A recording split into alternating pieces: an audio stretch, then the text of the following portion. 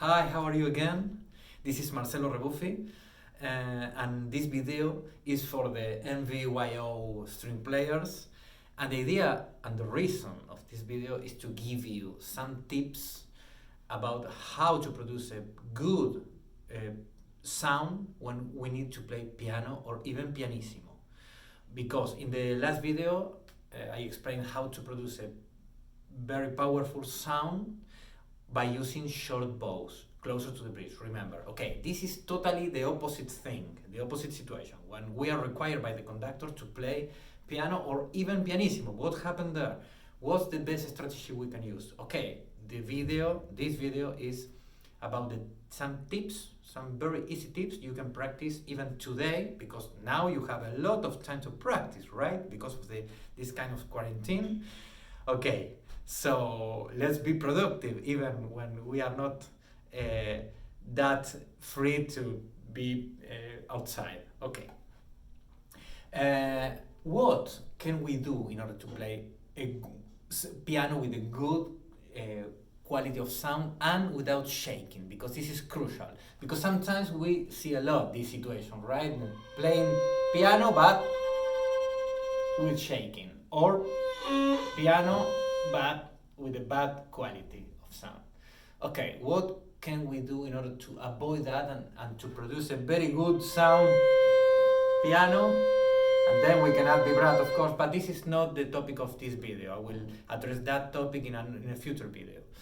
What we can do to play with a good sound quality. Okay, first of everything, go far from the bridge. This is good, especially for orchestra. Remember, this is not a soloist sound. The idea is to lose weight, so use you can use a lot of bow, of course, and still sound piano if you are playing far from the bridge, closer to the fingerboard. This is the key. And don't use, try to avoid to use a lot of weight. Remember, otherwise it happens this. So just flow and use bow, but without weight, without pressure. And the other thing that becomes crucial here, and this is really crucial, is in order to avoid shaking, as I told you before, don't impulse your movement from the wrist or from the fingers. Neither of those options are okay. Don't do that. When you see a violinist who is playing with some shaking in the sound, is because they are impulsing from the wrist or from the fingers, which is not okay. You see, because when you are under some stress in an audition, or you are anxious about the situation, instantly the wrist starts shaking, and that is transmitted into the bow, into the sound. We don't want that.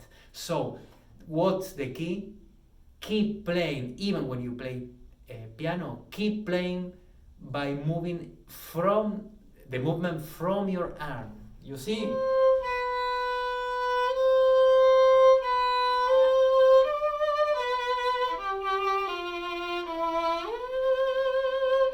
You see, totally different if I try to move from the wrist.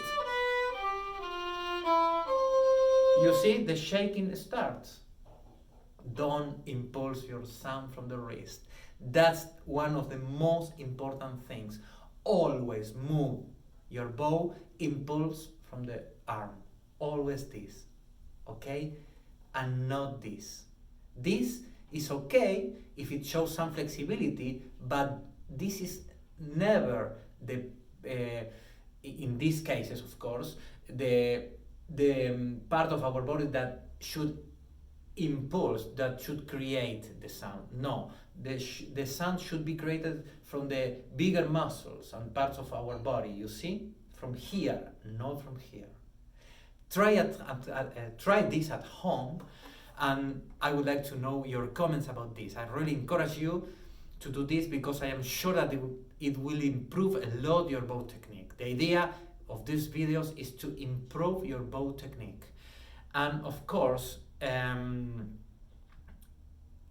spend some time to do it, because you are probably used to some other strategies of some production, which is okay, because every single different strategy, every single different technique helps to some particular some production.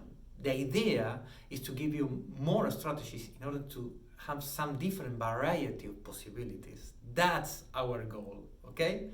Okay, so stay safe, practice at home, remember, wash your hands and practice, practice and practice. See you in the next video. Bye bye.